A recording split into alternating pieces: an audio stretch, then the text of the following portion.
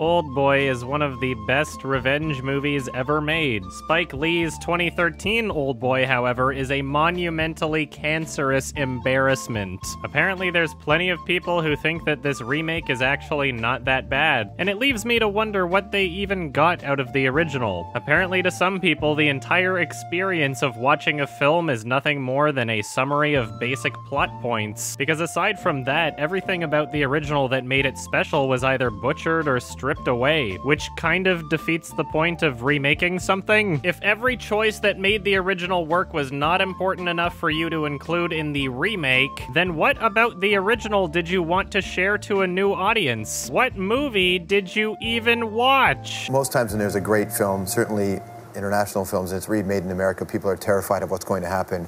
The fact that it's you... I've heard that. Yeah. I've heard that. Yeah, the fact that on it's my Twitter. You might have a moment. You'll have a bit of a grace period. But are you going to stay true to the original text? It's a reinterpretation. Because the ending, we can't, but it's so... Can you do... Right? It's a reinterpretation. Oldboy 2013 started with a script from Mark Protosevich, a script that was passed around for years to many different potential actors and directors. I shit you not, there was even a point where it seemed like it would be directed by Steven Spielberg and starring Will Smith. Now that would be a good movie. Oh, that's hot.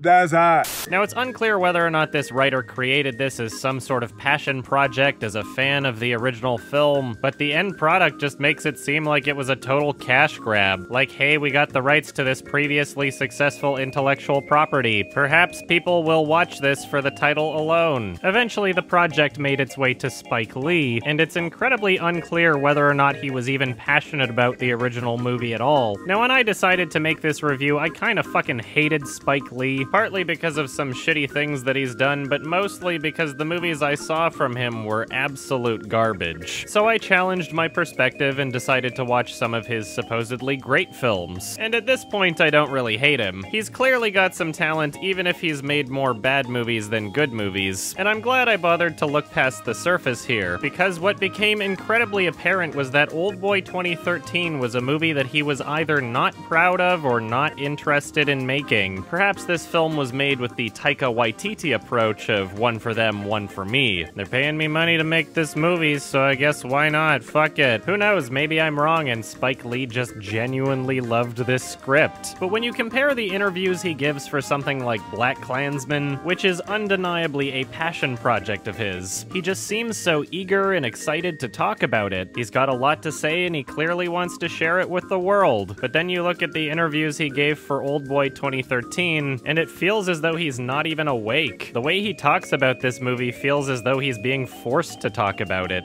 I'm getting ready to do a new film. It's called I'm not gonna say a remake, I'm gonna say it's a reinterpretation of this classic Korean film called Oldboy. Which is one of the finest films ever made. Yes, it's true. Starring Josh Brolin, Sharpo Copley from District 9, Elizabeth Olsen, and Samuel L. Jackson. Of all the films I've done, you know, for me it's about telling a good story. And there's many different stories you can tell. And Oldboy is gonna be another one. Yes, Spike, I can really tell how passionate you are about this project. Oh well. Now I want to make it absolutely clear that I don't believe every remake should be a carbon copy of the original. There are many remakes out there that wound up improving the film from their own choices. But it really bugs me when the changes being made are so consistently for the worse. It always seems like a complete misunderstanding of the original's purpose. It's one thing to make changes to a film, but it's another to completely miss the point of what you're changing. So let's just go through the film so I can thoroughly explain why each choice made for this movie just plain didn't work. You reinterpreted Oldboy. It obviously comes along a lot of fans of the original one. So what would you want to tell them off the bat, you know, maybe one sentence to kind of put their minds at ease about this version? Come with an open mind.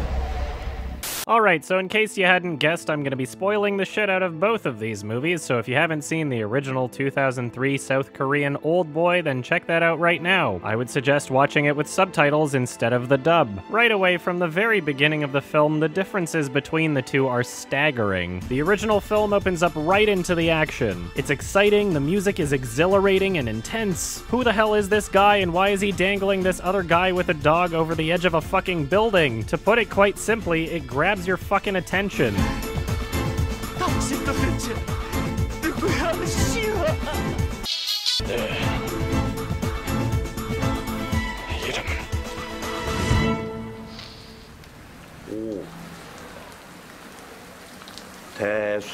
Holy fuck, that was a great transition. I'm excited to learn about everything. Within an instant, the film is shifted into a comedy showcasing a fat, clumsy, drunk fool. What circumstances transformed this into this? Pretty intriguing, if I do say so myself. Over the next few minutes, we're given so much useful information about the characters in the film, and it's presented in a way where it doesn't feel like a huge exposition dump. We learn that he has a daughter and that it's her birthday, and from that we can infer that this isn't just some one-time oops I got so drunk incident that landed him at the police station. The fact that he's in this situation on his daughter's birthday implies that he's an alcoholic. The fact that he got her a present shows that he obviously loves her, but the situation in of itself shows that he's kind of an irresponsible asshole. 내 이름이 왜 오대수냐면은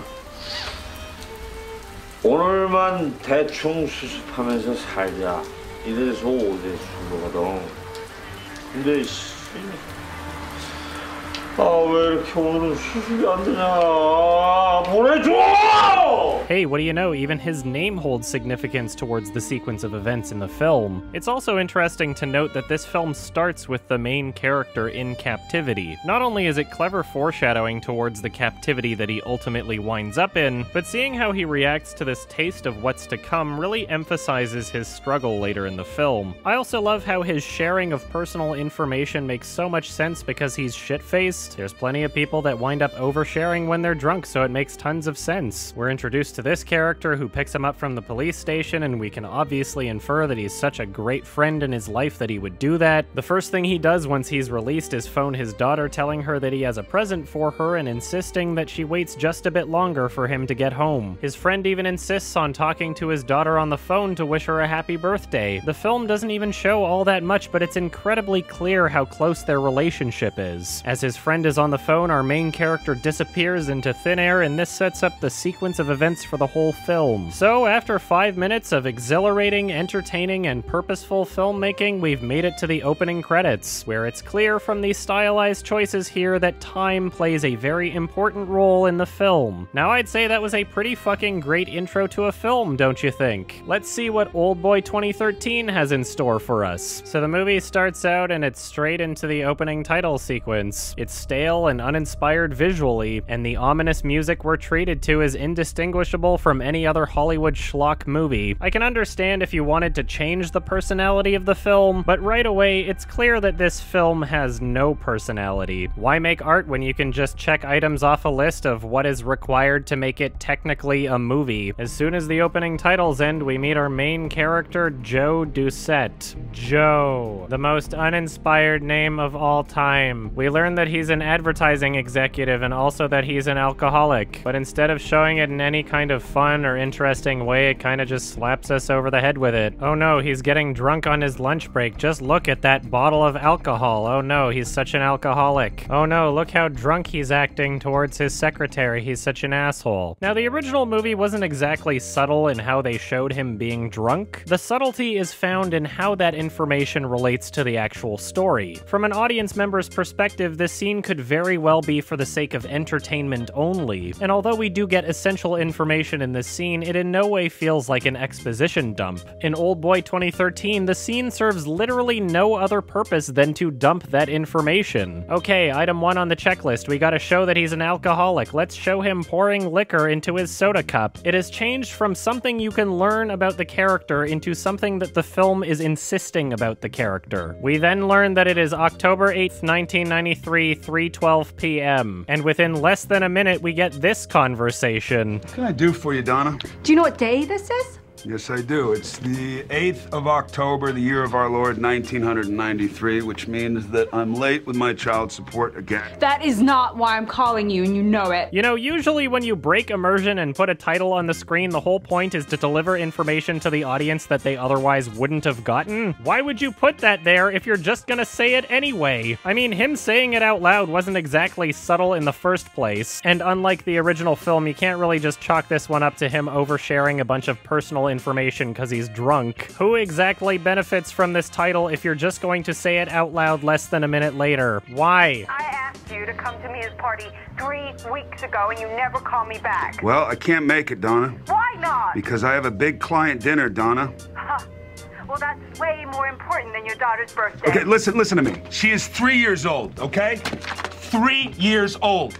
Okay, you think she cares whether I'm there or not? Okay, so I guess in this reinterpretation, he just doesn't even give a shit about his daughter at all. Not sure exactly how that benefits the experience of the film, but okay. Man, look at how fat and out of shape I am. Check out these man titties. So if you haven't guessed what they're doing here, they're really obviously trying to ham up the whole physical transformation thing. You know, because in the original Oldboy, the character's a fat, clumsy oaf, and then he trains a bunch, and all of a sudden he can kick some serious ass. The transformation this actor and character went through is actually quite impressive. So obviously they're going to try to do the same thing here and really oversell it. Josh Brolin telling Terry Oldboy was his toughest role ever, not just getting into that headspace, but because of his extreme physical transformation. Just the weight you lost, the weight you put on, that must have been so demanding on your body. I was actually just dumb because we gained 28 pounds in 10 days because of salt intake, which was not good. I mean, really not good. Like, it hurt. And then we had to lose 22 pounds in 2.5 days. So it literally hurt to be that bloated? Literally hurt. We were doing water weights, so we were figuring out ways just to hold the water as much as possible. So I was just like one big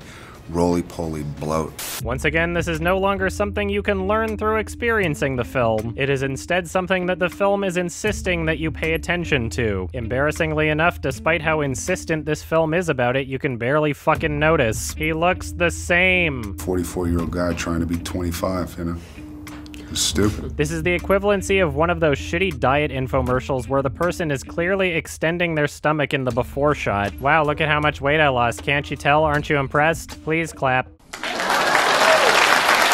So now he's at that big client dinner, and it turns out rather successfully. I should mention that the runtime of the film is now past what we've gone through for the original, meaning this remake managed to take longer to show us less information in a less entertaining way. Oh hey, look, there's a creepy Asian lady staring at me from over there. I wonder what that could be about. Oh hey, have you forgotten about how much of an asshole our main character is? Let's tell you some more. What do you say, you and I, we get together this weekend, ditch the old man, bottle of scotch, 8 ball of Coke, dirty movies on Skinamax. Excuse me? Oh shit, he's totally hitting on the partner of the person that he just did business with. What a dick. You're a dick. You want to disrespect me? No, I don't. That's all right. It's all right. It's just a I'm a misunderstanding. big boy. He's a big boy. I'm a big boy. I'm a big boy. I can take it. Okay. But you disrespect the woman I love, son. Well, that's just plain stupid. It's just a misunderstanding. Daniel Newcomb used double slap. Woo, lordy, look at how drunk I am now. I'm drunk! So now he wanders into Chinatown and he finds some random lady selling some shit. Hey look, it's a reference to the original movie to remind us how shitty this one is. So he spends $5 on a random piece of shit for his daughter's birthday, which probably only happened because his ex-wife yelled at him. Then we meet this film's version of his friend. And the way this film presents it, it's as though he's just some random bar owner who only knows the main character because of how much of an alcoholic he is. Come on! Let me know one drink. Come on, one. No, fuck coffee. No, you promised. No, you promised. You promised. Promise. Come on. Tell the duck. I don't want to tell the duck, Come on. okay? Come back tomorrow. No, fuck no. Ah! Uh-oh, it's the spooky Asian lady from before. Oh no. Not sure how it benefits the viewer's experience to just show who's under the umbrella like that. Thanks. So now I guess his friend changes his mind or just wants to go check up on him, and uh-oh. The film's music is very heavily insisting that this is serious, but this is just too goddamn ridiculous. And yep, we're over 10 minutes through the film now, meaning that this is essentially double the amount of time that the original took to get to this point, and we got so much less from the experience. Great reinterpretation, guys. Alright, let's get back to the original movie. As soon as the opening credits end, we are treated to yet another incredibly powerful scene. 아저씨, 잠깐 일로 와봐. 자, 얘기 좀 해, 나랑. 아저씨, 나 여기서 내보내달라고 안 할 테니까, 나 여기 왜 뭐 때문에 들어왔는지 그것만 얘기 좀 해줘요. 예? 아니 사람이 알고야 같이 있어야지. I really love the choice to open up this sequence with this shot. Not only do we see a powerhouse of emotions from our main actor, but the information we're given as audience members is so limited, which helps us empathize with the panic and fear of the main character. It's clear that he doesn't know why he was kidnapped and imprisoned in this room, he doesn't know where he is, and we don't even know what the room looks like. All we see is a raw display of ranging emotion, desperation, fear, anger. 아저씨 잠깐만 일로 와봐. 아저씨 잠깐만요. 여기 뭐 하는데요? 아저씨 나 언제까지 있어야 되는데 나 그것만 좀 가르쳐줘. 아저씨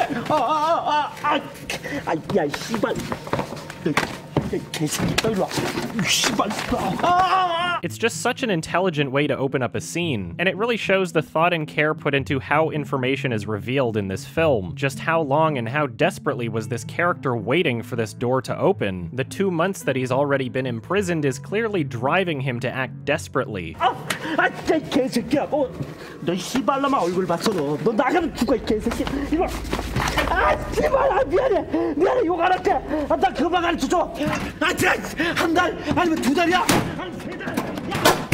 On top of that, it just feels so incredibly real. The way that Choi Min-sik is trying to force his body through the opening, the way that this faceless actor is kicking him back inside. This is one of those movies where it's clear that everyone on set is giving it their all. We then see the interior of the room where he is now wailing on the door, and then we get some voiceover narration to accompany the scene.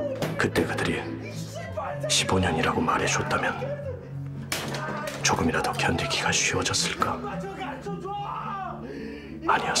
There's plenty of movies out there where voiceover narration feels cheesy or unnecessary, but it really helps the film here, especially considering the main character has essentially lost his mind at this point. Either way, getting our information this way is a hell of a lot less cheesy than if he were just talking to himself out loud, plus the narration serves more towards developing the character than it does just explaining things to the audience. 난 당신이 텔레비전과 친해지길 권하고 싶다. 텔레비전은 시계이자 달력이고 학교고 집이고 교회며 친구이자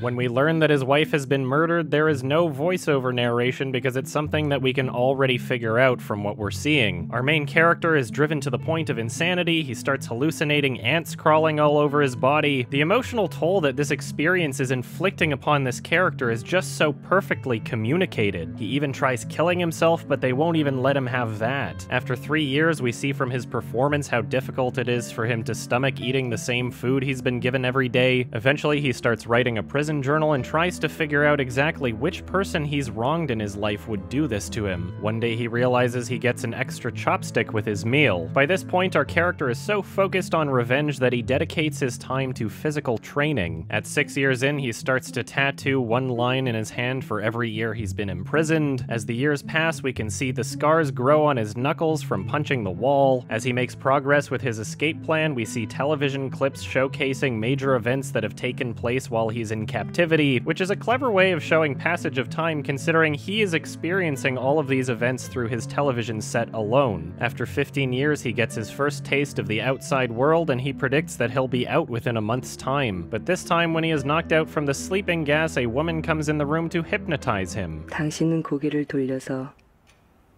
아래를 내려다봅니다. 푸른 잔디가 끝없이 펼쳐진 들판입니다. 찬란한 햇빛이 비추고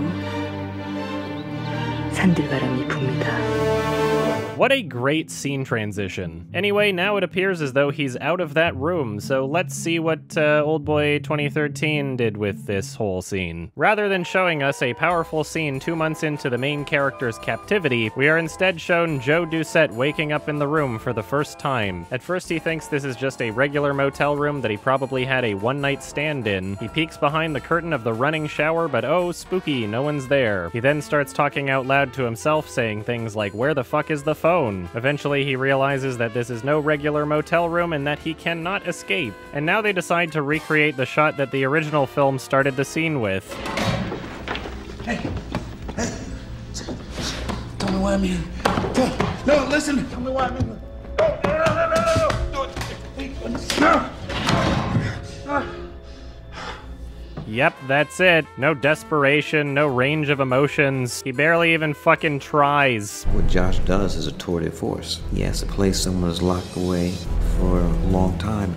There's an intensity that he's bringing to this part that is just wonderful. That's the thing, is what kind of research do you do? Because you see him in every aspect of every type of behavior. Angry, rage, sad, lonely, alone. Tell me why I'm here. No, listen. Tell me why I'm here. No. That's what Spike does. He creates an ambience where anything goes. He sits down to eat his food and immediately spits it out because apparently it's just really disgusting. It's like they missed the point of the main character growing to hate the food because it's the same thing every day. It doesn't even seem like any time has passed at all, and already Joe Doucette just hates it. I guess he just doesn't like Chinese food. Shortly after, we see that he's actually given quite the variety of foods. Dumplings. Anything but dumplings. Please. Please, can I have something else to eat?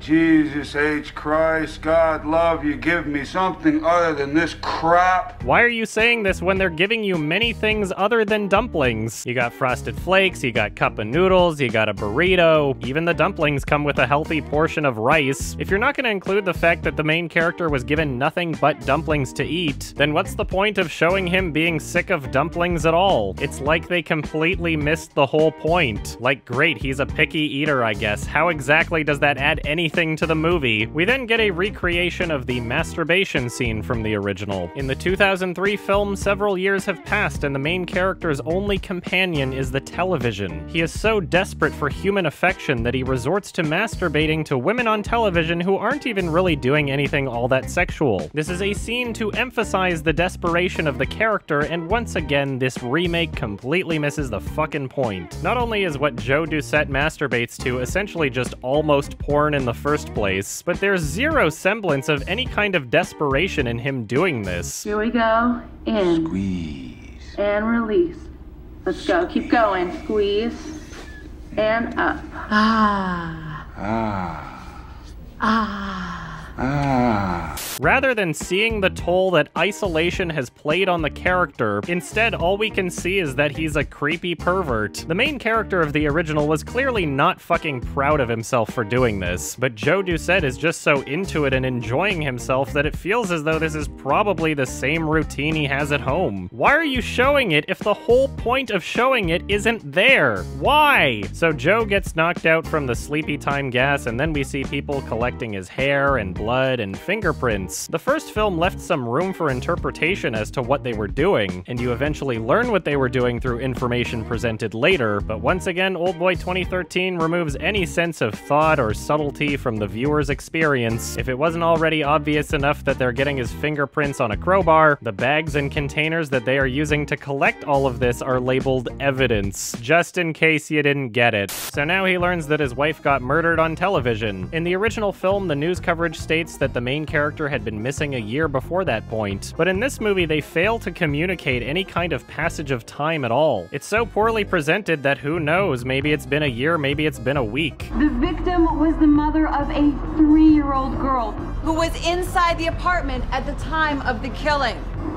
To quote forensic investigators, the evidence is irrefutable. I'm sorry, how do you have all of this information as the daughter is being carried out of the building? That's gotta be the quickest investigation of all time. So now instead of hallucinating ants, Joe Doucette just hallucinates a creepy man. And since there's no communication towards passage of time in this film, we don't really know why he's hallucinating. Based on how it's presented, it's most likely that he was just really drunk. Spike has his own ideas of, okay, let's turn this music on and I'll put an 11-minute mag on and you just go, and if you're naked, great, and if, you know, maybe we'll put a mouse in the room and then deal with him, and you know what I mean? There is an absolute failure to communicate the struggle of this character, and it's incredibly frustrating. Eventually, they do attempt to communicate the main character's isolation and loneliness, and it comes off as incredibly comical. Joe Doucette gets so lonely that he uses his own blood to paint himself a Wilson-style Dakimakura? Wow, what a weeb. We then get a sequence where he makes friends with a rat that he finds in his bathroom. The rat has babies, and then the rat disappears, and he's very sad about it. Shortly after, we see him excited to partake in his next meal, and oh no, they killed the rat babies and the rat. Once again, it's incredibly difficult to care about any of this because who knows, maybe it all happened in one day. His facial hair doesn't change throughout any of these shots. If you really wanted us to feel the loss of his only friend, there's actually a really easy way you could have done that better. Instead of showing all of the rat shots at once, why didn't you just stagger them throughout the whole sequence? You know, then you could have better illustrated just how much of a role this companion played in his life. But nope, he meets the rat and then it's dead really quickly after. Rest in pepperonis, my dear friend. The makeshift motel was extremely challenging just because it was exposing,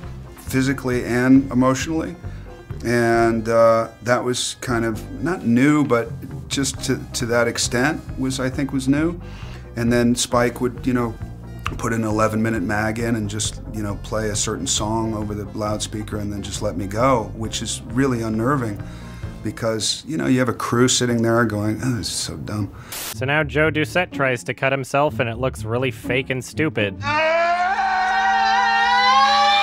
He wakes up with a haircut and bandage, and then he notices that there's a camera watching him. The implication that the film is making is that he only started to clue into this because he woke up bandaged after his suicide attempt. If they know whenever I try to kill myself, then they must be watching me, right? It makes sense, but it also means that he didn't know there was a camera there when he was jerking off. Why'd you cover your dick with a pillow? Is this what you normally do at home? I guess it was just for the audience of this film? Hilarious. Oh great, thanks for showing us who's watching the camera. It really helps the experience of the film when you strip away elements of mystery. We then see him watching a show called Mysteries of Crime, and they are essentially doing a follow-up on the people affected by the murder he is being framed for. Not sure how this is exactly a mystery of crime when the case was closed within 2 seconds of it occurring. We learn that his daughter was adopted by some very lovely people, and they put her into cello lessons. And he is so moved by watching his daughter play the cello that he decides to stop drinking and be a better person. This is a movie for American audiences. We can't have him motivated by revenge. Let's have him motivated by just how much he loves his daughter. He loves his family so much, and that's what American audiences want. How do you think this one differs from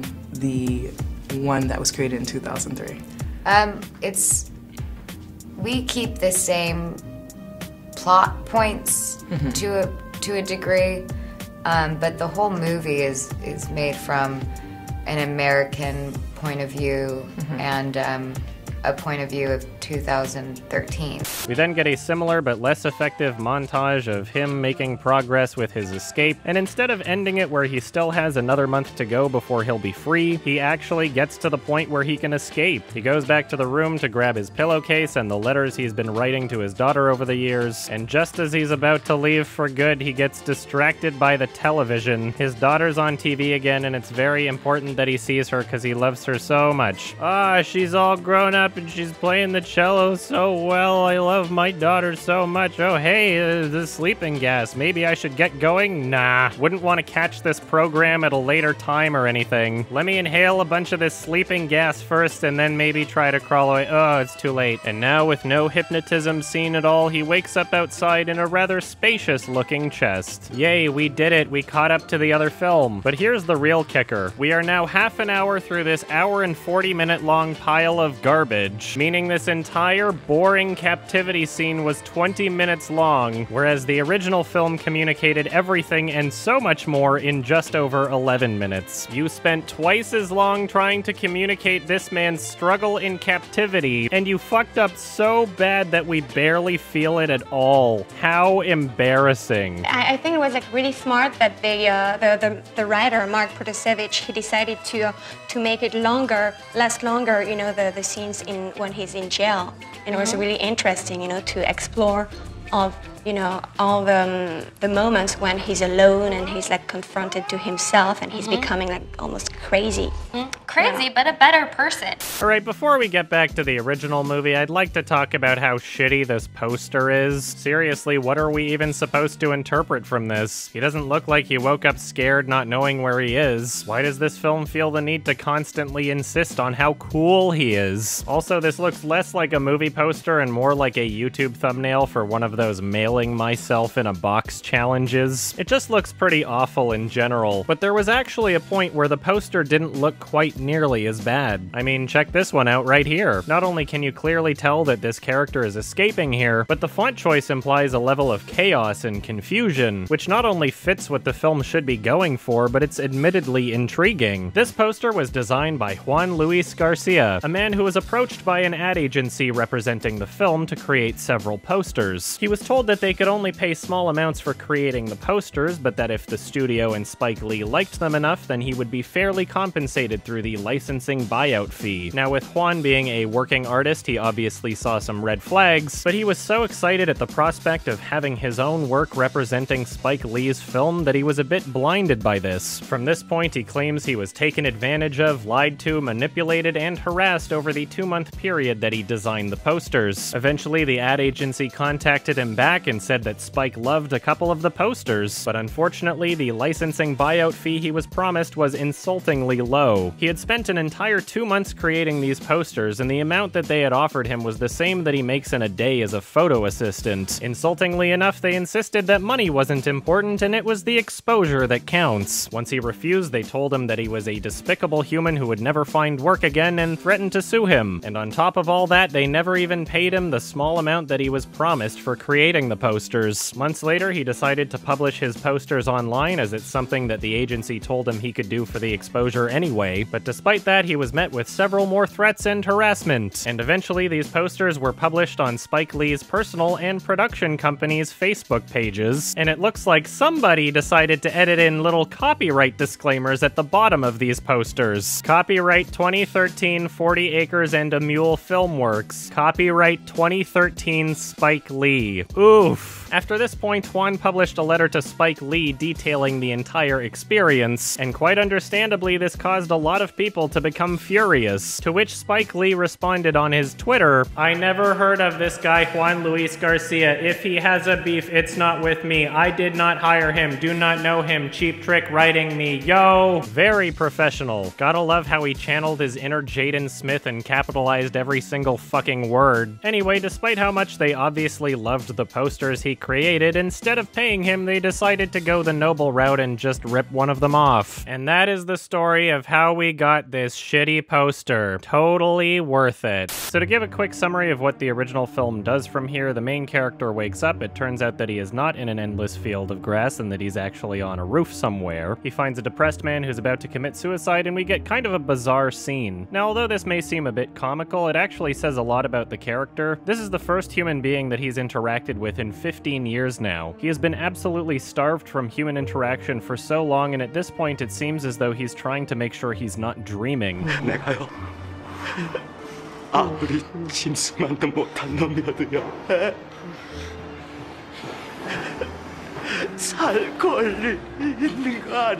It is these words that are the first that he's heard from another human being in 15 years aside from the television, and he is so thankful to hear someone else talk to him that he repeats these words himself. The man falls backwards, but our main character grabs him.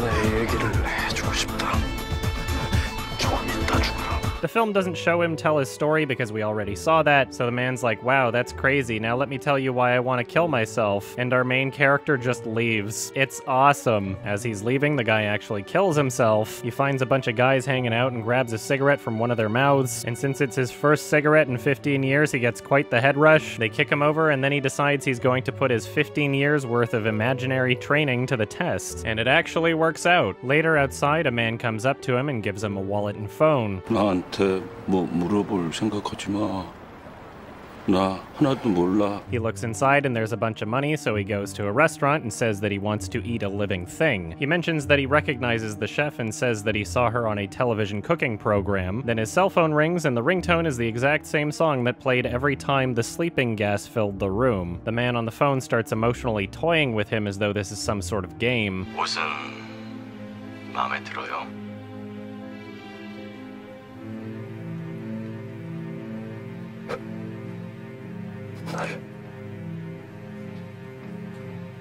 왜 가둔 거냐? 죽을 것 같아요. The conversation ends and then he eats a live octopus, which is pretty intense. And it's important to note that this is not just unnecessary shock value. The context of this character and how focused on revenge he is. He needed to eat something alive because his soul longs to kill. While he's eating, the woman touches his hand and he passes out, and that's the end of the scene. At this point, we're a little over 28 minutes into the film, so let's pick up back where we left off half an hour into the remake. Now, there's actually a lot that they decided to get rid of here, and again, it's fine if you want to make changes like that if you have better ideas for your reinterpretation, but the changes they make are ones that I fail to see as improvements. We don't experience the character showing any emotion over seeing someone for the first time in so long. There's no significance towards the first words that he hears from another human being. Now, I got a much better idea to express how he's been affected by his captivity. Dirt. Hey, look at this. It's a picture of my daughter with a countdown timer. Thank you for reminding us all that he is motivated by his daughter and nothing else. So he looks around and sees the creepy lady with the umbrella watching him and decides he's gonna chase her. And what's a good chase scene without some awesome music to accompany it? Stop! Get the fuck off of me. Hey! Leave the lady alone. Fucking White Knight over here. Time to beat him up.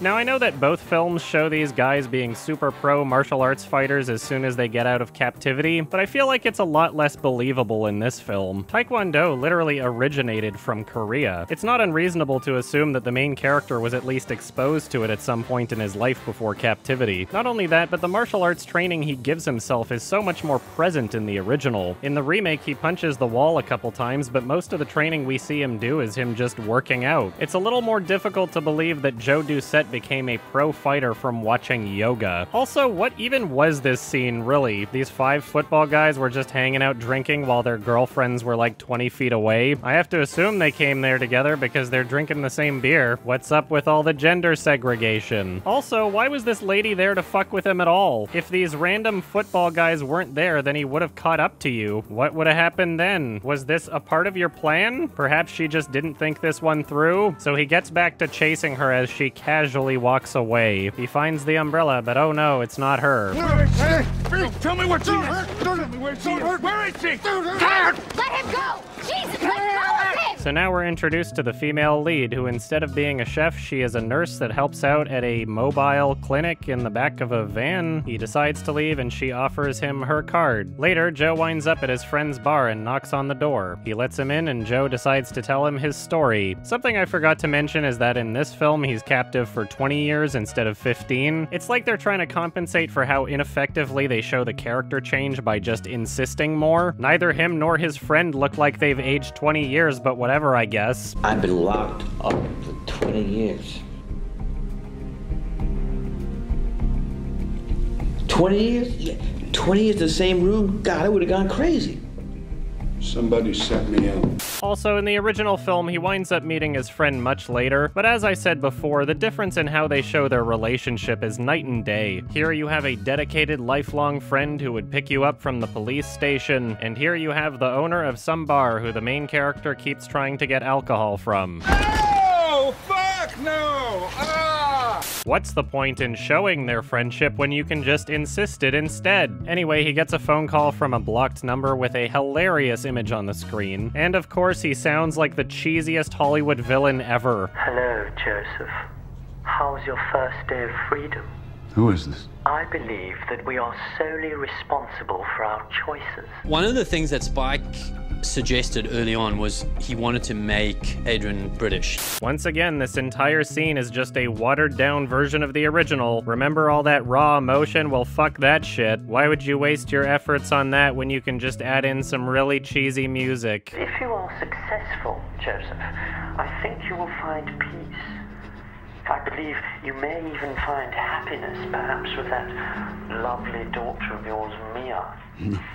Mia has nothing to do with this. Thank you for reminding me once more that I have a daughter. I better do all this shit because I care about my daughter so much. The call ends and the friend tries to check the number, but it's blocked. So now Joe Doucette's like, please, my bestest friend, I need your help. So they Google a bunch of names of people that Joe Doucette feels he's maybe wronged in his life. Once again, accompanied by some great music. Never Say Die Senior Citizen Club. That's him? Yeah.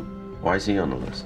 Because he was my boss. The next day, his friend goes to check on him upstairs and he's passed out. He calls 911, but then he notices the information for Elizabeth Olsen's character and hangs up and decides to call her instead. So she shows up and gives him some medical attention, and then his friend leaves to open the bar, and then she starts snooping through his shit. I love you, Mia. Please give me that chance. The world can be a cold, ugly place, and people can be cruel and deceitful. But never let that change who you are. Eventually, he wakes up and he gets really pissed off. She apologizes and says that she didn't call the police because she believes him. What if I thought you knew too much, huh? Reading my letters. What if I felt like I needed to kill you right now?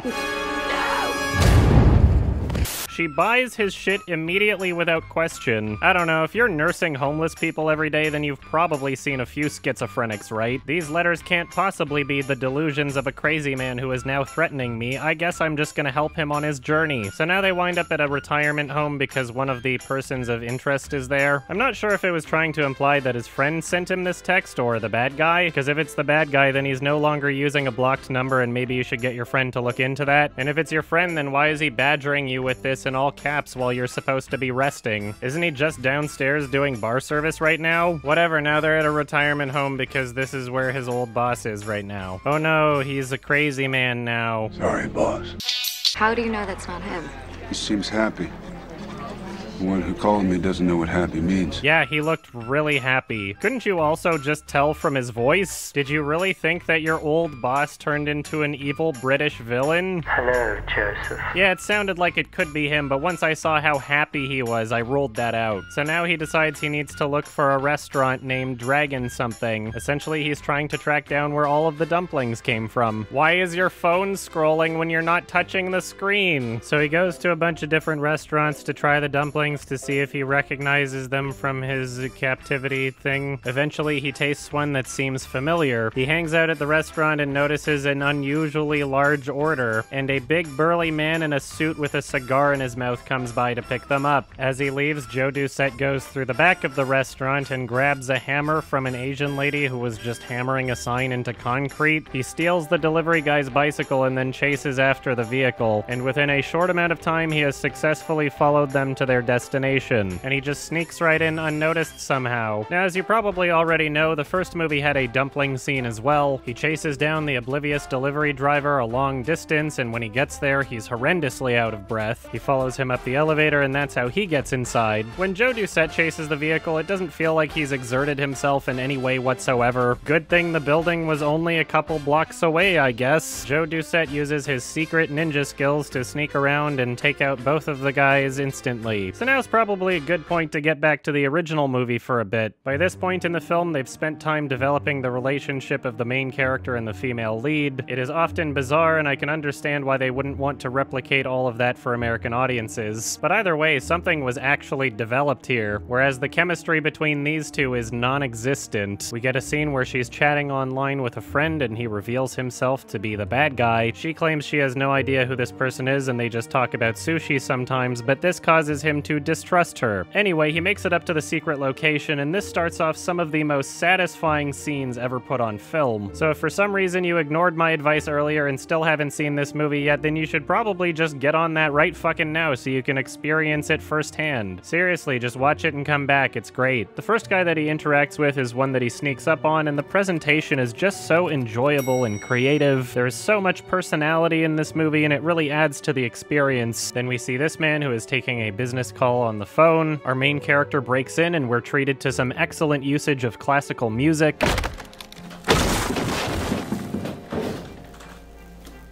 날 왜 감금했나 이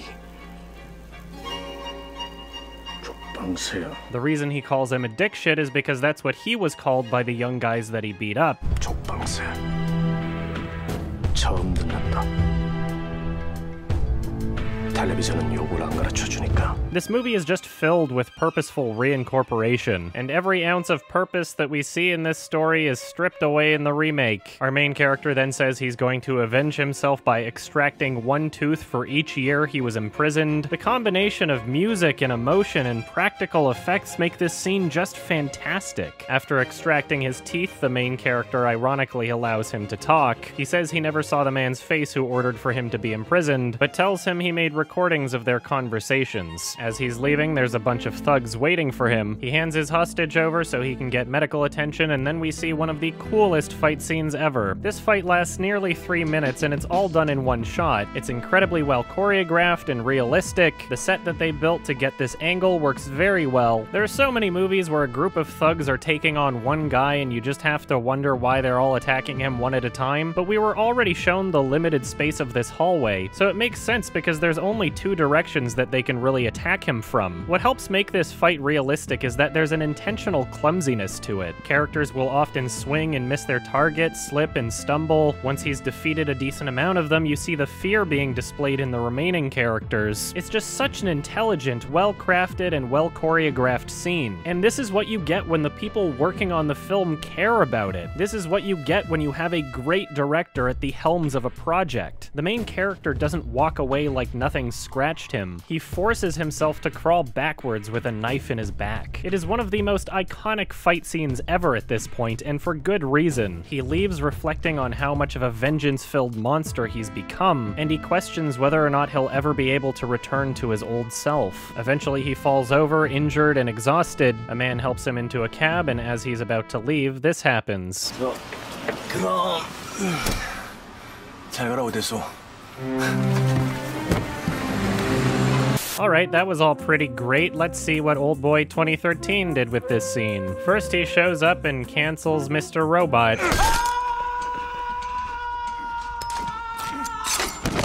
There's nothing purposeful, creative, or interesting about this. It's just a dumb gore kill. He breaks into the office of Samuel L. Jackson, and then we get a reinterpretation of the torture scene. Remember that beautiful classical music that perfectly juxtaposed the visuals in the original? Nah, instead we're gonna have a score that does nothing but insist on how cool the scene is. I've been thinking about it for the last 20 years.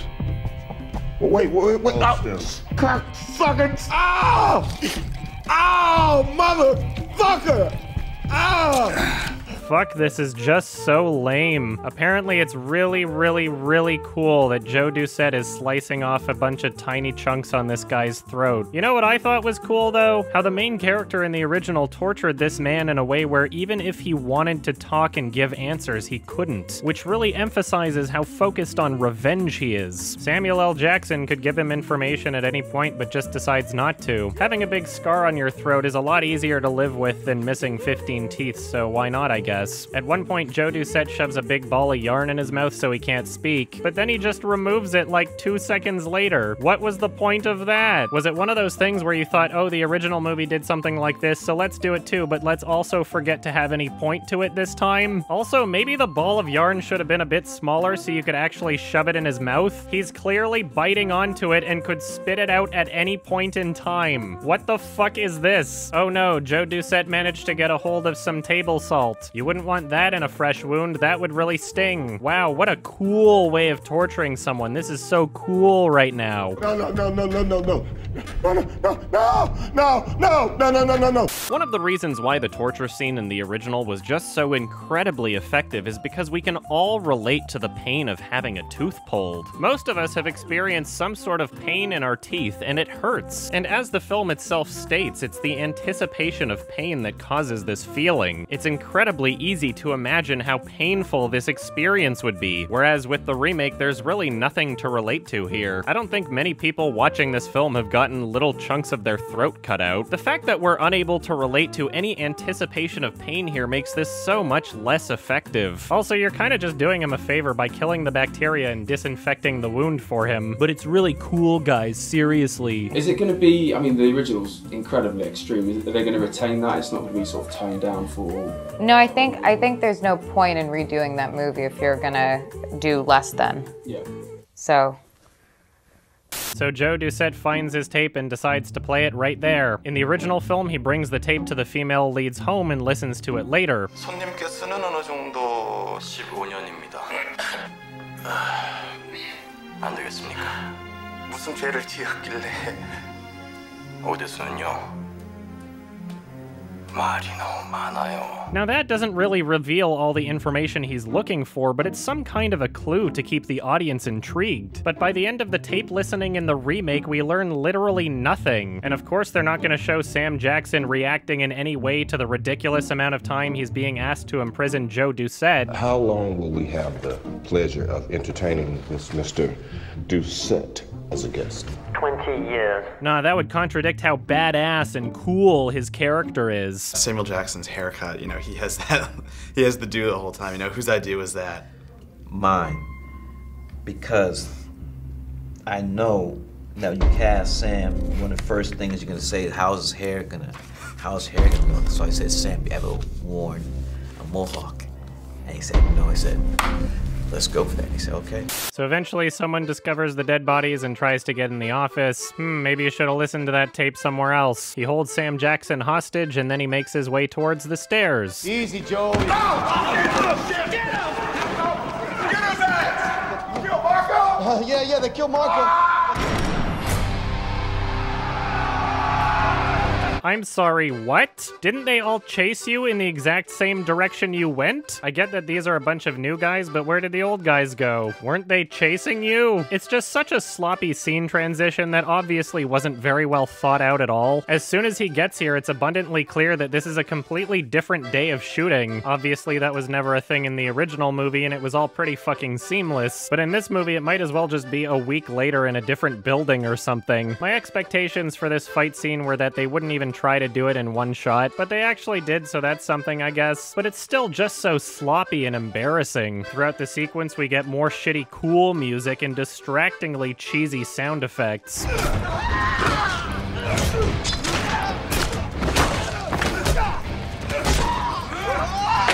It all feels fake as shit, and at no point do we ever feel the tight claustrophobia that we did with the space in the original. If this hallway wasn't wide enough already, he moves to an area that's even more spacious. I think you missed him, so I don't know where that sound came from.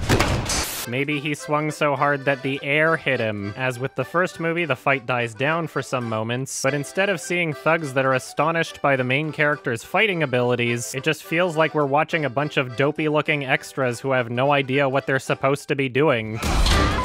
맞을 때까지 기다려주고 예. 이 정도 규모의 조폭이라면 미국은 총이 나와야 되는 거 아닌가요? 그렇죠. 그러니까 미국 정서에는 안 맞는 각색이지 않았을까? 비좁음이 되게 느껴져서 쾌감이 더 컸던 것 같아요. 근데 여기는 공간 자체가 넓다 보니까 이 원테이크 장면을 살리려고 했는데 너무 가벼운 액션씬이 돼버려서 좀 차별점을 두기 위해서 감독이 좀 고민을 했던 흔적은 있는데 살떨리는 긴장감이 없잖아요. None of this feels real. Whenever Joe Doucette gets hit by one of them, it just feels like he's annoyed. And of course, by the end of the fight, he looks just fine. There was never any kind of struggle for this character to defeat all of these goons. He's a perfect superhero who's just really good at beating everybody up. As soon as the fight's over, we are treated to something both confusing and hilarious.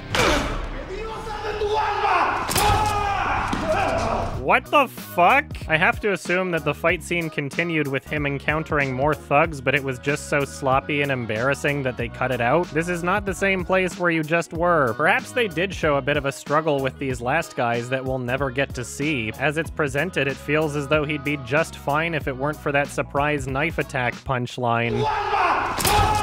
After doing some more research, I discovered that this film actually was cut down quite a bit, and as expected, there is an extended fight scene on the Blu-ray that shows the missing footage. There was almost a minute and a half cut from this scene altogether, and there are some moments in this cut footage that show the character going through a bit more of a struggle, but not only does it still portray him as more or less of an invincible superhero, but it's still all cheesy as shit.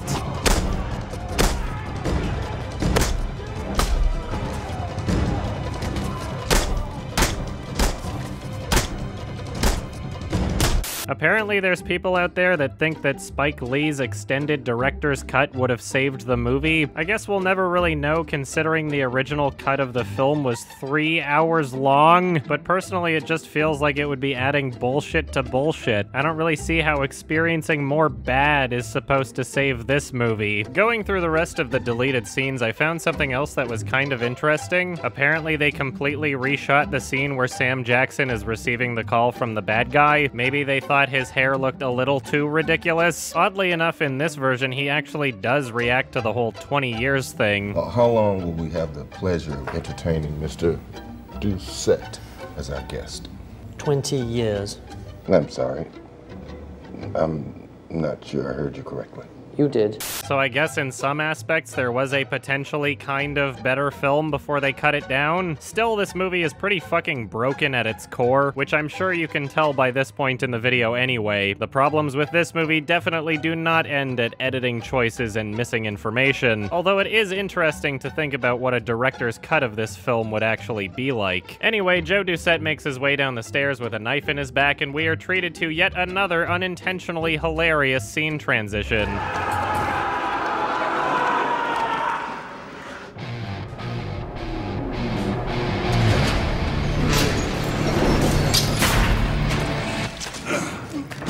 Now, the first film actually did something pretty similar to this, and although it is a little bit cheesy and comical, it's nowhere near as embarrassing. I mean, first of all, the guys were already in the elevator before the cut. Where the fuck was the elevator here, and how far away was it? It's kind of ridiculous. As he goes outside, he stumbles over immediately, and the villain makes himself incredibly obvious from the moment he speaks. Oh my god. You must take care of yourself. The fun is only just beginning. He drops him off at his friend's bar, and that's the end of the scene. Now that was great filmmaking. So at this point in the original film, he listens to the tapes, and then he heads to his friend's internet cafe, and they meet for the first time in 15 years. What's interesting about their relationship is that they're presented in a yin and yang kind of way. The main character used to be a fat slob at the beginning of the film, and now it seems as though his friend has turned into one. Either way, the 15 years worth of change is much more noticeable and present in this film. He plays the tape for his friend and asks if he recognizes the voice. With no leads, they search through the messaging application that was used earlier in the film to find the person that Mito was talking to, and immediately the villain just starts fucking with him with more cryptic riddles. 노루가 사냥꾼 손에서 벗어나는 것 같이 새가 그물 치는 자의 손에서 벗어나는 것 같이 스스로 구원하라. 따옴표 닫고. He then returns to Mito's home and ties her up. 갇혀 있는 동안 결심했다. 나가면 누구도 믿지 않겠다고. 누구든지 의심 가는 사람이 생기면 그 사람하고 나만 아는 비밀을 만들어두겠다고. 대화명 몬스터는 널 잡기 위해 만든 함정이야. 처음 본 남자를 집에 끌어들이는 넌 도대체 누구야? Once again, we are shown the incredible emotional toll that captivity has placed on him. At this point, he doesn't trust anyone, and he believes he's found good reason to distrust Mito. He starts questioning her, and he gets a phone call from his friend saying that he tracked down the information of the user that he was talking to. He shows up at the address, and the villain is waiting for him. The villain then tells him if he can figure out who he is and why he imprisoned him within 5 days, then he'll kill himself instead of Mito. The main character then prepares to torture information out of him, but the villain reveals that he has a weak heart with a pacemaker that he paid the doctors very well to install with a remote control to be able to shut off the motor at any time. Basically, he has a button that he can push to kill himself at any moment. 이거 어떡하나. 성질 같으면 확 죽여버리고 싶은데 그러자니 가둔 이유를 모르겠고 고문을 하자니 지가 먼저 죽어버린다고 그러지. 자, 복수를 하느냐, 이유를 알아내느냐. It is a fascinating dilemma to include in the film, and it's easy to see why this character is now struggling with this. The villain then says that seeking revenge is the best cure for someone who has been hurt and that he should try it. 복수가 다 이루어지고 나면 어떨까? 아마 숨어있던 고통이 다시 찾아올걸? As the villain leaves, he tells the main character that he left the door open to Mito's place. He rushes back there and finds a bunch of goons waiting for him, and the man whose teeth he removed earlier is eager to get revenge. I really love that they reincorporate the same classical music that was used in the original scene. It really helps make the experience very intense and fun to watch. Before he's able to pull any teeth, he gets a phone call from the villain. They open the door and are presented with a suitcase full of money, and it's implied that the villain is paying them to leave the main character alone. Before he leaves, he hits the main character with a bat, and as he's leaving, the main character insists that they fight. 악발이다. 네 손목 잘라야겠어. 미토 유방 만졌잖아, 이 Not only does this show that he obviously cares for her, but knowing that the villain set out to hurt her is making him start to trust her again. 아직도 나 열심히 해, 이 나쁜 놈아!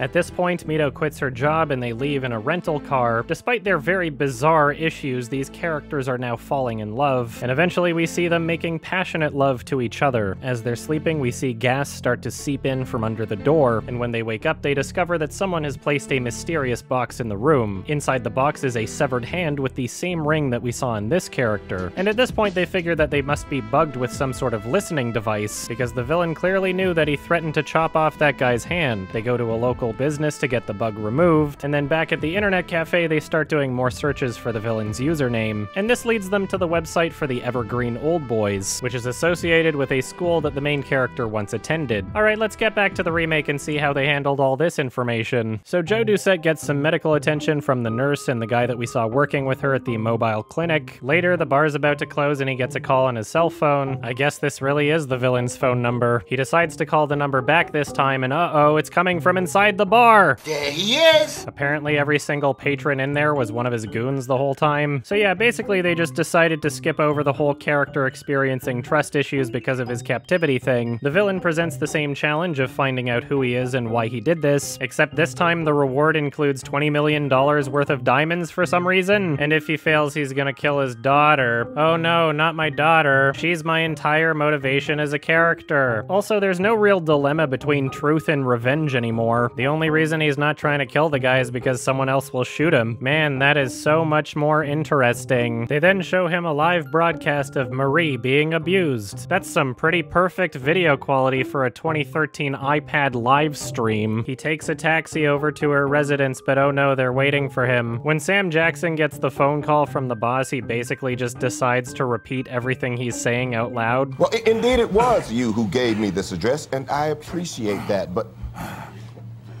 no, there's nothing you can give me that will stop me.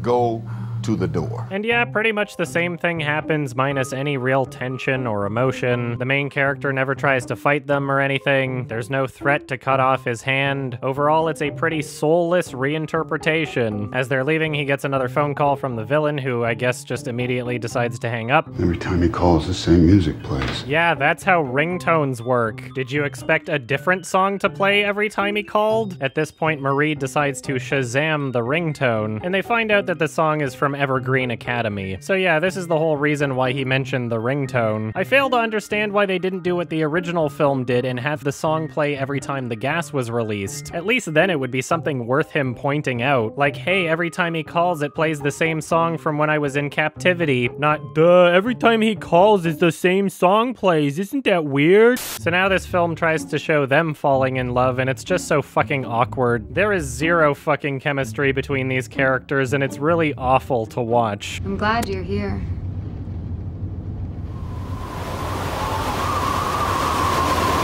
So they track down the headmistress of the academy and get Mia to ask her some questions. Meanwhile, Joe Doucette sneaks around like a ninja in the background. We don't really learn anything at all from the headmistress, but Joe Doucette finds an old yearbook and is like, oh, that face looks familiar, I guess. Overall, this is a really boring and pointless scene, with the only entertaining aspect being this woman's acting. You said you believe Joe is innocent. Why don't you tell me who you are? Anyway, they find a motel and send the picture to Chucky to see if he recognizes him. He apparently has no idea and then says, let me see what I can find out and I'll call you back. And then we get a really awkward sex scene with two characters that apparently like each other. Also, apparently the villain had installed a high-quality camera right above their bed at some point without them noticing. Pretty great live streaming quality for 2013. Alright, I guess we've caught up to the original movie, so let's get back to that for a bit. So they go to the Evergreen Old Boys Academy and convince the janitor to let them look at the yearbook for the class of '79. He finds the photo of Lee Woo-jin and calls his friend to ask some questions. He notices that Lee Woo-jin's sister was in the same year as them and also died. His friend explains that she went to the dam and fell into the water, and that this all happened after the main character had left the school. He asks his friend what she was like, and he responds by saying she was a total slut. As he goes on to describe all of these rumors about her in detail, we see that Lee Woo-jin is actually right there listening in. Clearly, this conversation has an emotional effect on him, so he pops a CD out of the drive and breaks it. He then walks over and starts stabbing him to death with the broken CD. 당신이 도청장치를 다 없애버려가지고 여기까지 왔잖아요. 응? 엿들으려고요. 그러니까 노주환 씨는 당신 때문에 죽은 거예요. We hear the main character yelling over the phone, and as he's driving back, we see that he is in a fit of rage. We see the villain in his penthouse, and there is clearly an emotional toll taken on him as well. The main character then visits the dentist's office that he was recommended to by this guy before he was about to destroy his teeth, and from that he's able to get the man's phone number. 아, 왜 이래? 돈은 필요 없어. 저게 저건 친구잖아.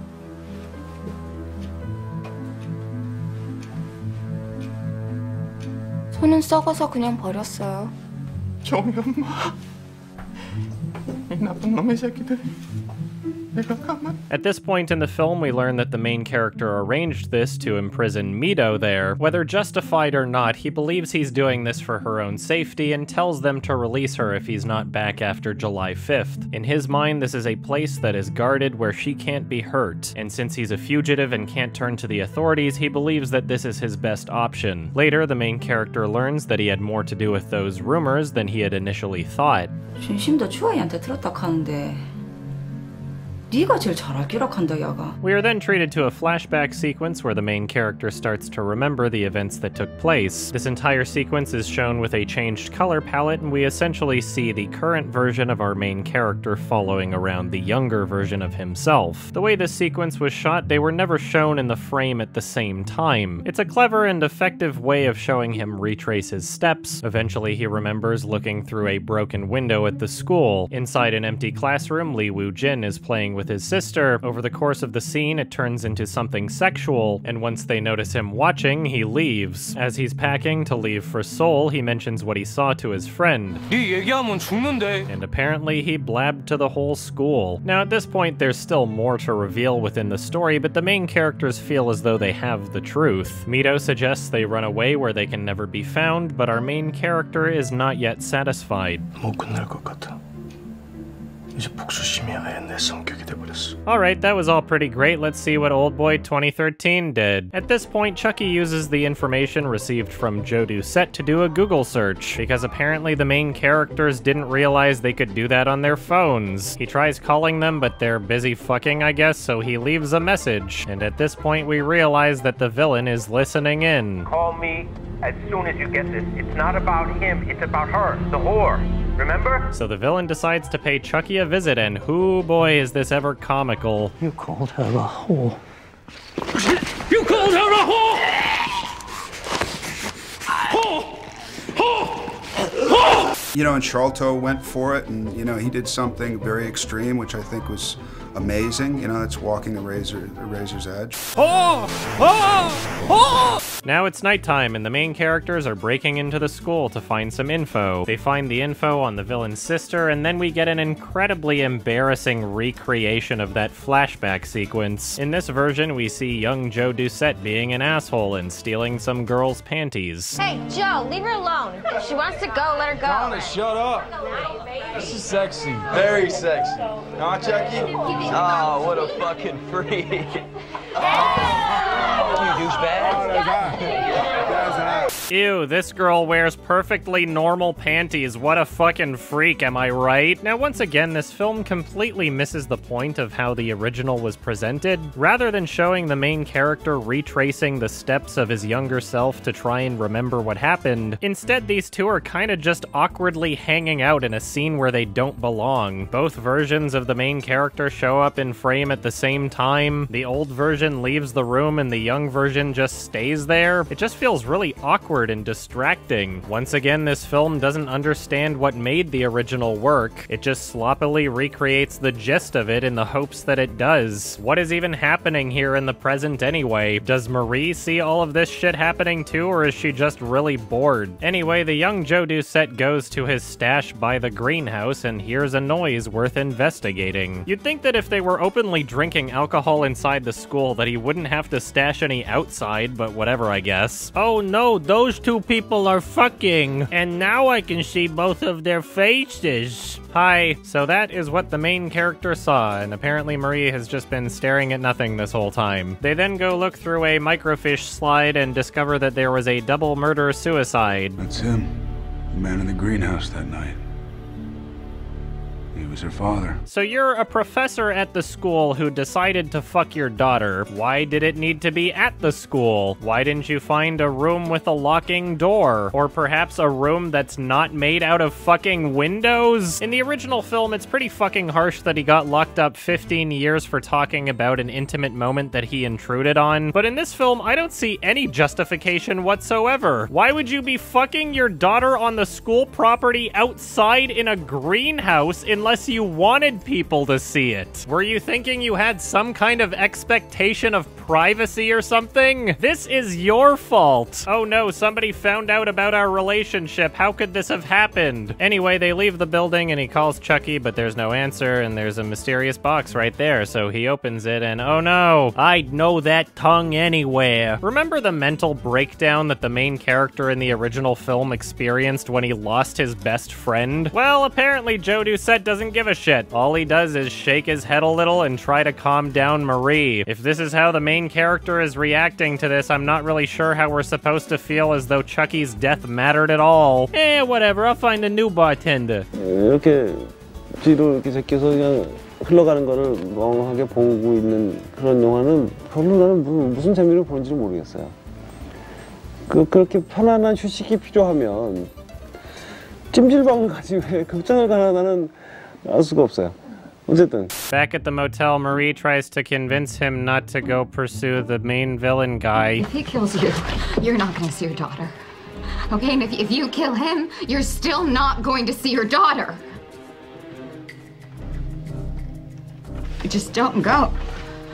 I don't have a choice. Yep, that's it. Nothing about how vengeance has become a part of him or anything. He just feels like it. Gotta love romance between two people who clearly don't love each other. Hey, do you remember that this guy has a daughter? Look at her, there she is. Anyway, the villain changes the screen so that he gets coordinates to where he is right now. And now would be a great time to get back to the original film. The main character finds out where the villain's penthouse is located. He spends a bunch of time trying to figure out the code to get access to the floor, but then the villain and his sidekick just show up in the elevator and do it for him. When they get upstairs, two men try to apprehend him, but he stabs them to death using a broken toothbrush. Our main character, now believing that he knows why he was imprisoned, says that it was because he started the rumors that Li Woo-jin slept with his sister. Woo-jin then adds to this, saying that the rumors got so out of hand that people started saying she was pregnant. Her period stopped and her belly began to swell, and Li Woo-jin believes that this was a phantom pregnancy brought on by the lies that she believed. Now, the film never never reveals whether or not it was actually a phantom pregnancy, but this is what Woo Jin has convinced himself of. I personally feel as though this is just his way of trying to shift the blame onto the main character, as Woo Jin does not want to admit to himself that he could be in any way responsible for his sister's death. Our main character then accuses him of killing his sister at the dam, but then Woo Jin starts laughing. Woo Jin then reveals that our main character and Mido were both hypnotized to fall in love with each other, and that they were both particularly receptive to hypnosis. Our main character is then directed towards a box on the table where we get to the big reveal of the film. And yep, holy crap, it turns out that Mido was actually his daughter the whole time. What a fucked up way to get revenge. Our main character furiously lunges towards Woo Jin with a pair of scissors, but his bodyguard stops him, and after an emotional struggle, he manages to stab him through the ear. At this point, the bodyguard loses composure and attempts to kill him, but Lee Woo Jin steps in and shoots the bodyguard in the head. At this point, our main character is desperate to make sure that Mido never finds out about this, but Woo Jin reveals that Mr. Park is still on good terms with him. 당신은 이게 뭐야?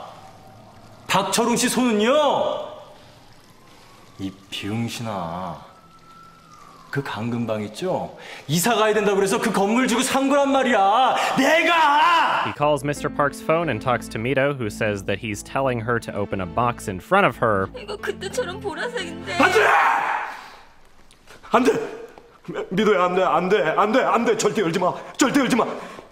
그 열면 큰일 난다. 손도 대지 마, 알았지? This fucking scene has one of the most powerful and emotional performances ever, and I can't show the whole thing here, so you seriously just have to watch it for yourself. At this point, our main character is so broken and desperate, and he'll do anything to protect her from knowing the pain of what happened. He goes through several stages of emotional processing. He threatens to kill Woo Jin if she ever finds out. He starts begging and apologizing and asking him to forget what he just said, and throughout this whole emotional breakdown, Woo Jin is just trying to hold back his laughter. It is so fucked up and so powerful. And if you haven't noticed, the scars on the main character's knuckles have stayed consistent the entire film. There is so much passion and detail put into this project, and it shows in every way. Eventually, he grabs a pair of scissors and attempts to prove how far he'll go to protect Mido from this information. And after cutting out his tongue, Woo Jin calls Mr. Park and tells him to leave the box closed. Woo Jin then aims his gun at both of their heads, and at this point the main character is ready to die. But rather than pulling the trigger, he stands up and gives him the remote that was previously explained to stop his pacemaker. Woo Jin heads for the elevator, and our main character presses the button, but it turns out that it is not actually connected to his heart, and it instead plays audio from his sound system that was recorded of him and Mido having sex. 누나하고 난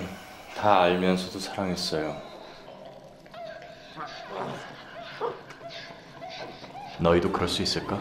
Fucking brutal. On the elevator, Woo Jin experiences an emotional flashback of his sister's death, and now that he has nothing left to live for, he commits suicide. We then see that the main character has written a letter to the girl who had performed hypnosis on him earlier, and we also see some nice reincorporation of one of the earlier lines in the film. Through this, he becomes hypnotized to forget about his secret, and Mido finds him and tries to help warm him up. Mido says she loves him, and the film ends with a shot of our main character's face. We'll never know if he was ever able to truly forget his secret. And although in some ways this is a happy ending, it is also so incredibly bleak. It's kind of sad and fucked up and bittersweet. It's a great ending to a very powerful film, and I love it so much. This whole ending sequence altogether was just phenomenal. The impressive sets, the fucked up plot, the mind-blowing performance. There's a reason why this is considered one of the best movies ever. But enough of that, let's go back to Oldboy 2013 and see just how it compares. The main character finds his way to the villain's penthouse, but not without some terrible music and editing choices.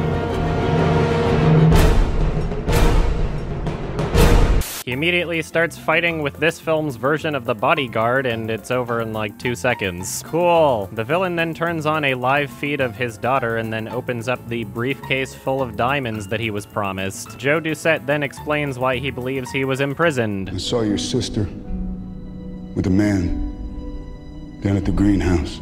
Yeah, we're fucking.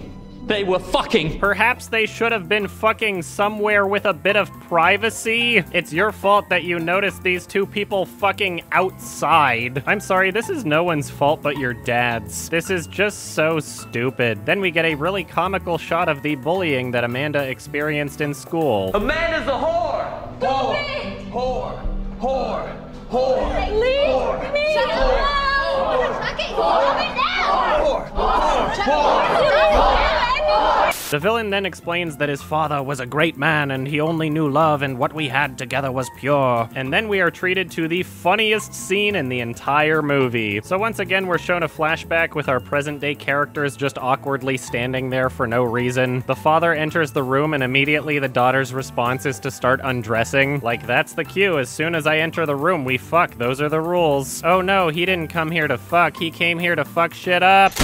He walks over to the stairs where he sees his wife and bam, she's dead too now. The shot continues as it follows him down the stairs and he reloads his weapon. And throughout this shot, it just feels as though the movie's continuing to insist on how cool it is. The slow pacing and the music is supposed to imply that there's some sort of tension here, but does anybody really give a shit? Nobody cares about any of these characters. It's just all really pointless. Eventually, he walks in a room to find the younger version of our main villain. Father? Father, hilarious. And it's even funnier when you actually start to think about it. Like, okay, he didn't wake up from the 2 shotgun blasts, but he woke up from his father just calmly walking into the room. And just like your sister, your first response is to start stripping. Oh, great, my father's here. I'm gonna get my dick sucked. Does it not concern you that he's very clearly walking up to you with a shotgun? Perhaps he's done this before and he thought it was just the same old role play they've been doing. Oh, great, my daddy's here with a shotgun again. Time to strip. Father. How on earth can you film this and not realize how fucking stupid it looks? The blueprints to a great film were right there, but you insisted on instead going for this clearly inferior reinterpretation. The original Oldboy's got him locked up for 15 years? Well, fuck that. We're gonna make it locked up for 20 years. The original Oldboy's got a brother and sister that are involved in an incestuous relationship? Well, fuck that. This is a whole family of incest. We're raising the fucking bar. Isn't that cool? Ow, father. My daddy was a good man. Sure, he killed my entire family, but this is your fault. Fuck off. So now they casually walk to this other room for some reason for the big reveal. Mind your head. I guess the penthouse set was pretty pathetic compared to the original film anyway, so whatever. Oh yeah, it's so he can show him the set for the show Mysteries of Crime. Apparently, it was a fake show that the villain had created just for the main character. And despite him having the ability to change channels, he just knew that he would really love the show. And remember, there was no hypnotism in this movie, so it's just random chance, I guess. They walk over here and oh shit, it's Mia playing the cello. Psych, it's not actually Mia though. That is not your daughter. Ashley is a musician and very well-paid actress that I've had in my employ since she was 10 years old. Grr, I'm so mad, I'm gonna punch you. You tell me where she is, you tell me! Answer the question you never asked. Why did I let you go? So he presses the button on a remote and we get a nice little projection that shows that, oh no, he fucked his daughter. But there's no hypnotism in this film. So it just happened to work out that they fell in love? He easily could have left without getting her info that day. She wasn't programmed to do this for him. These characters never even would have met after their first encounter if Chucky didn't call her. What a wild fucking coincidence. It's just all very convenient, I guess. And this villain's entire 20-year plan was based around this? It took 20 years to create her. A sensitive, caring woman, eager to help those in need because she herself had overcome such a troubled past. Yes, we raised her to be a sympathetic person, so obviously that means that she would fall in love and have sex with you. Okay. The kind of woman who couldn't help but fall in love with a man like you, Joseph Doucet.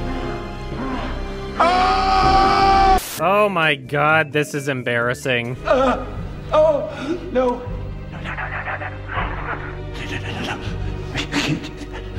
You can't hurt her. Who is this? Leave her out of it, please. Please. Who is this? Remember how brutal and emotionally powerful Choi Min-shik's performance was? Well, fuck that, because Josh Brolin's here to set the bar even higher. Please, please, please, please, please, please. No, don't hurt her. Hurt me. Hurt me. It's emotionally dangerous. And then sometimes it works and sometimes it doesn't. You know, you're hoping that when they get in the editing room, they have enough. I've put enough garbage out there for them to try and cut together something that's tangible. Kill me. Yes, yes, yes, yes. Kill me, please. This is why I let you go, so that you could truly understand what I had and what you took from me. So what you're basically saying is that incest is wincest. I mean, you already made him experience the loss of his loved one by killing his wife, right? Or maybe you could have waited until he remarried and then killed her or something, but apparently that doesn't count and he would have no idea what it's like. I needed you to experience sexual intimacy with a family member so you could see how cool it is. Father! Heaven make me free of it. The rest is silence. Nice. Well, that all happened very quickly. Seriously, all it took for him to not tell Marie was for Joe Doucette to just beg for 20 seconds. Yeah, that's good enough. It's basically what I wanted. You don't need to cut off your tongue or anything. That's fine. Don't worry about it. Perhaps the director's cut would have showed more, but I somehow still doubt that it would have compared to the original in any way. I'm trying to imagine exactly what could have been shown for me to give a shit about this villain. Lee Woo-jin was a crazy fucked up asshole, but the film kind of makes you feel sorry for him. He may be in denial over his own responsibility for his sister's death, but you can clearly understand how he'd be able to shift the blame onto the main character. But what do we get in this movie? Fucking bullshit. The motivations are terrible, the deaths aren't emotional at all. At no point do I feel as though this guy was seriously emotionally affected by all of this. No fucking wonder they didn't show a flashback before this guy killed himself, cause what would you even show? Father. It's all just really stupid. Anyway, the film ends with Joe reading a letter that he sends to Mia or Marie or whatever. The music is trying very hard to make it emotionally impactful. I'm gone from your life forever. I have done something terrible. Something unforgivable. Oh hey, it's this stupid thing. That means something. Marie, I will love you. Always. But you must forget me. Are they trying to imply that this stupid, dumb toy that he bought for $5 when he was shit-faced after his ex-wife yelled at him is supposed to hold any sort of sentimental value? She never even saw it. I don't care how much she loves him, the appropriate response should be, what the fuck is this shit? It doesn't mean anything, and this film's insistence that it's significant is just embarrassing. Anyway, he sends Mia some diamonds and uses the rest of them to check himself back into the place where he was held captive. Goodbye, Joe.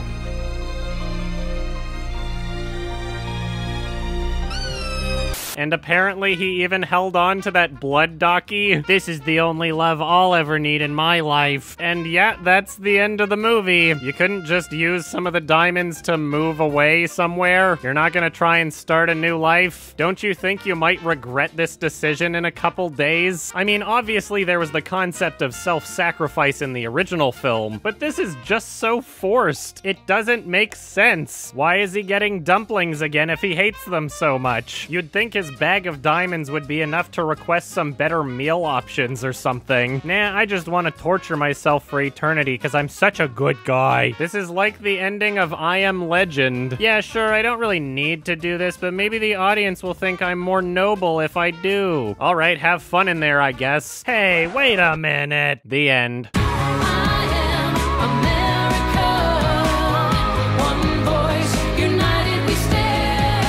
What did you think of the American remake?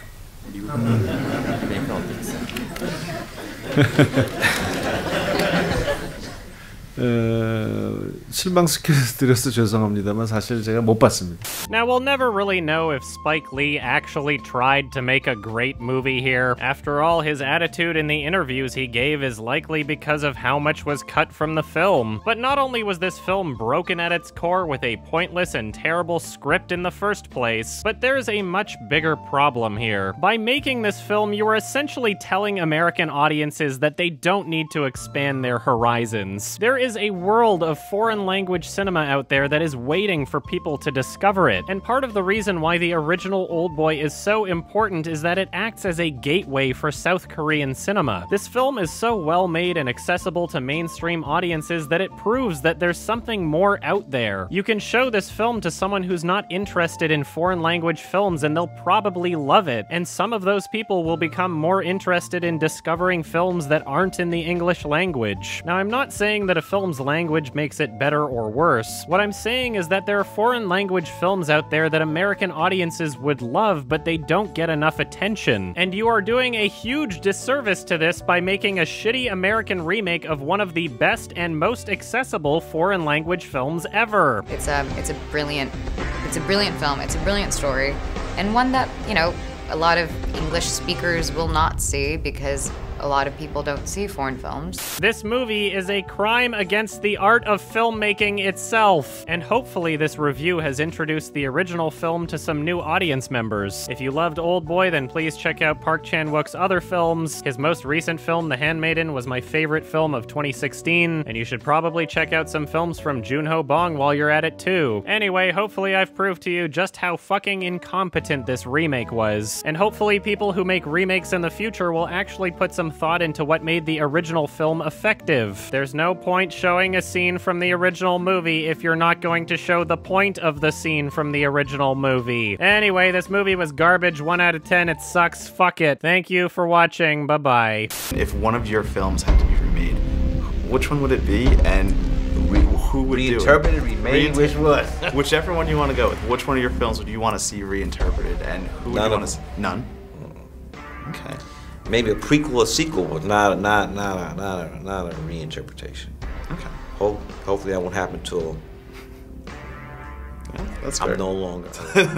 So you don't have a chance to see it? Exactly. Because it ain't gonna happen while I'm alive. Okay. I'll make sure that doesn't happen. Well, that review sure was long. Hey, whoa, wait, what are all these names coming up on the side of the screen over there? It's almost like these are the names of the people that support me on Patreon, and if you want your name to appear at the end of these videos, then you can just go to my patreon.com/YMS and join these lovely, lovely people that I'm gonna kiss right now. And another one. Here's a hand kiss. Thank you so much. In other news, the website has been redesigned so it doesn't look as stupid, and perhaps there will be some more changes in the future. Who knows? It's just, the website is more or less just a place where people can still watch the content if I'm fighting a copyright claim on YouTube or the video's removed for whatever reason, so if there's any missing videos, then they should be up on that website, yourmoviesucks.org. Anyway, now that this YMS review is out of the way, I'm gonna start working on some other video. Could it possibly be a list video? Probably. I think I don't know if I want to start on Synecdoche Part 6 just yet, and I know I'm kind of like blue-balling everybody, but that's almost kind of the point because it fits with the themes of the film. Don't you get it? But I might do a 2007 or 2016 list. I'm not sure. I'm gonna figure it out real quick because as I'm recording this right now, I haven't even finished editing the video that you're watching. I still get another at least another like 12, 13 hours left on this one. So I'll figure it out. Let me know what you want to see in the comment section. I know I'm still supposed to do that moral oral video, which I really want to do, and I don't. It's one of those things where every time I get to it and I'm in front of the microphone, I haven't yet figured out exactly how I want to structure it, and so I wind up just being like, fuck it, and working on something else and then putting it off. But I will get to it. I will get to the things that I say I'm going to get to. In the meantime, why don't you check out my podcast with Ralph the Movie Maker and I Hate Everything. It's called Sardonicast. We talk about movies. We recently talked about my favorite movie, The Holy Mountain, and I know that there's a lot of people who are wanting me to talk about that on this channel for a while. I'm not really planning on making a video for it, at least until Synecdoche is done anyway. Don't know if that's going to happen or not, but you can hear my extended thoughts on Sardonicast on the podcast anyway, so it's all there. Pretty much everything I would say in a video, in a edited video form anyway, so you should check it out. It's pretty cool. We talk about movies, and that's what we do. You like me talking about movies here, why don't you you should listen to me talk about movies over there, why don't you? I'm also still working on my album. I know a lot of you have been waiting for that very patiently. I've been recording it for, 2.5 years now? I know it's pretty crazy. It's, 15 tracks? There's some pretty long tracks on there, too. There's a lot of fucking instruments on it, and I'm trying to be as perfectionist as possible with it. Definitely done a lot of re-recording and changes and all that shit. And remember that I'm only doing 3 or 4 sessions a month, so I can focus on the film review shit full-time, and that's why it's taking so long. And it should be out this year. We're pretty much done the tracking. It's just editing and then mixing and then mastering. But there's going to be a point this year, and I don't know which month yet, and we're just going to have to figure it out as we get to it. But there's going to be a point this year where I'm going to need to take some time off, just set aside a month, where I'll still be doing the podcast, I'll still be doing quickies, and I'll still be doing the commentaries and Adam and Pal stuff, because those are all things that are relatively easy to juggle. But there's going to be 1 month where I'm going to say, like, okay, no, I'm not going to be working on the larger projects for this month. And I'll make an update on Patreon, and if people don't wish to support me that month, then that's totally fine, and I can refund it super easily. But there's going to be a month where, who knows, it might not even take the whole month, and who knows, it might be literally unnoticeable on this channel, and I'm just saying this for nothing. But there's going to be a point in time this year where I'm going to be like, okay, I need to figure out the album artwork, I need to figure out distribution, I need to edit that fucking music video that I've been filming for 2 years, and there's a lot of editing that needs to be done with that shit. I need to hire a color corrector.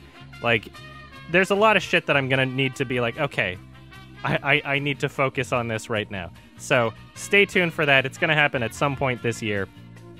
No idea exactly when it's gonna happen, but I'll let you know, and obviously I'll make sure that everybody gets notified, especially on Patreon. But yeah, exciting things coming, and the album sounds great. I'm making it for myself. I'm making music that I like, right? It's stuff that's personal to me, so yeah, it's I'm happy with it so far, and I'm excited to share it.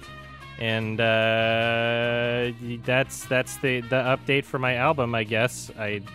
This year is all I can say. I know I said April earlier. I don't know if that's possible. Because I feel like we're probably going to hit the mixing portion of it in the next month or so. But there's so much other shit. Like, I have to if I'm going to do vinyl, I need to do printing for that. I'm probably going to need to do like a Kickstarter campaign just to fund the printing, you know, get to essentially use it as like a pre-order service. But anyway, yeah, there's gonna be a point where I really need to focus on that shit. Now I'm just rambling, as I always do. Some people ask me, hey, YMS guy, what can I do to help stop global warming? Well, the answer is actually pretty simple. Eat less beef. Look it up. Eat less beef. Look it up. Cows are destroying the planet, man. We should be eating chickens instead. I'm comfortable with chicken genocide for my taste buds, but cows are destroying the planet. I watched Al Gore's film An Inconvenient Truth, and it scared the emojis out of me. Look it up. Anyway, thank you so much for watching. I hope you enjoyed this gigantic-ass review, and I hope you enjoyed the fact that I didn't split it into several parts. I know you had to wait longer to see the whole product this way, but I think it turned out better. I think it turned out better artistically, and I think that it's better viewed as one whole product anyway, instead of making people wait between parts. yeah, check out the podcast, Sardonicast. Check out my gaming channel, Adam Plays. I also have, I upload all the full streams from my Twitch channel onto a channel called Adam Plays Throughs. So that's something if you want to see the whole thing and not just the edited stuff. And also on my Twitch stream, I don't know if you know this, I do a lot of editing on my Twitch stream.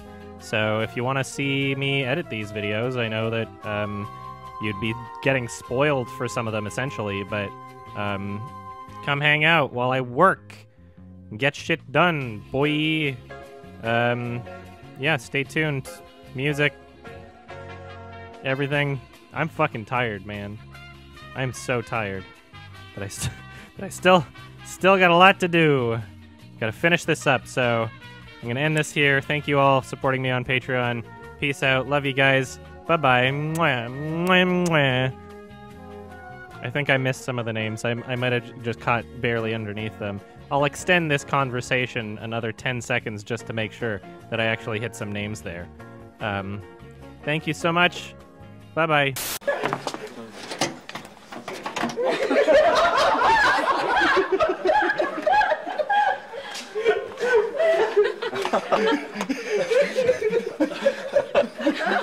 죄송합니다. 문 닫으세요.